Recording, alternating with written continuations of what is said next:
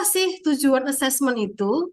Nah, khususnya pada anak usia dini, bahwa assessment untuk anak usia dini itu untuk mengetahui status pertumbuhan dan tahap perkembangan anak.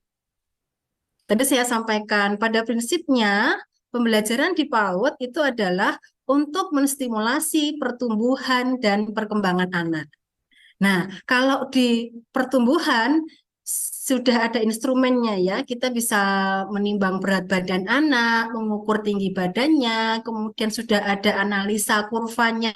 Ketika di usia ini pertumbuhan anak, berat badannya sekian, bagaimana statusnya. Lah, itu juga termasuk dari proses assessment, termasuk tahap perkembangan.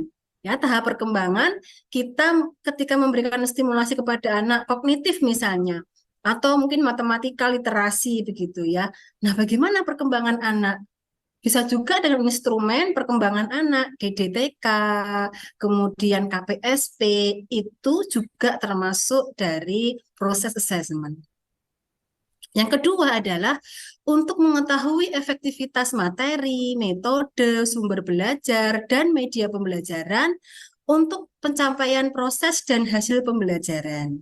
Kita tahu, Bapak Ibu, bahwa ketika kita mengajar, pastinya kita menyampaikan materi dengan menggunakan metode pembelajaran tertentu, melibatkan sumber belajar dan media pembelajaran. Nah, evaluasi atau assessment itu juga tujuannya untuk mengetahui efektivitas materi, metode, sumber tersebut apakah sudah sesuai dalam pencapaian proses dan hasil pembelajaran. Yang ketiga adalah menyusun perencanaan pembelajaran lebih lanjut. Seperti saya sampaikan tadi, assessment formatif ya, itu lebih menekankan hasil assessment itu digunakan untuk menyusun perencanaan pembelajaran lebih lanjut. Kemudian yang keempat, ketika kita menggunakan assessment itu juga bertujuan untuk menyusun laporan pertumbuhan dan perkembangan anak. Sebagai seorang pendidik tentunya kita punya tanggung jawab karena orang tua telah mempercayakan anaknya kepada kita. Maka kewajiban kita adalah melaporkan apa yang telah mereka dapatkan, bagaimana pertumbuhan perkembangan anak selama ini. Nah, untuk melaporkan itu, maka kita butuh assessment.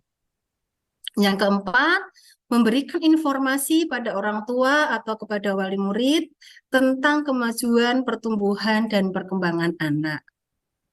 Maka kalau bisa, laporan perkembangan itu berkala ya, ayah dan bunda, per 3 bulan. Ya, jadi trimester pertama, kemudian semester 1, trimester kedua, semester 2, itu untuk mengetahui kemajuan pertumbuhan dan perkembangan anak.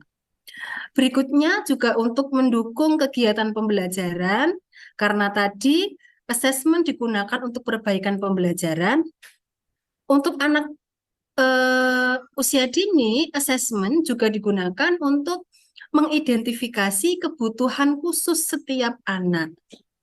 Nah, dengan kita melakukan asesmen kepada anak usia dini, ini juga bertujuan untuk mengidentifikasi, oh anak-anak ini seperti apa, pertumbuhannya apakah sudah baik atau belum, atau jangan-jangan ada kebutuhan khusus bagi anak tertentu. Itu bisa kita deteksi dengan adanya assessment.